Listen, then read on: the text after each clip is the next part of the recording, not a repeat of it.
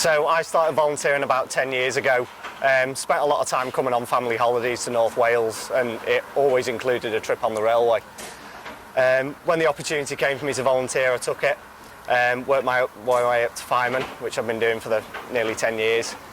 And it's not just a hobby, it's so much more, because you spend a lot of time, you get to know a lot of different people from all walks of life. There's people from America, Germany, all over the place that come here.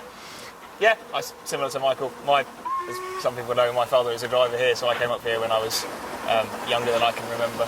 So on family holidays, I started on the buffet cars when I was 14.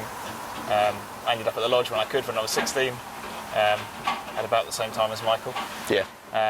And I've gone from there, really. So I did 2 seasons on the summer staff when I was at university. Yeah.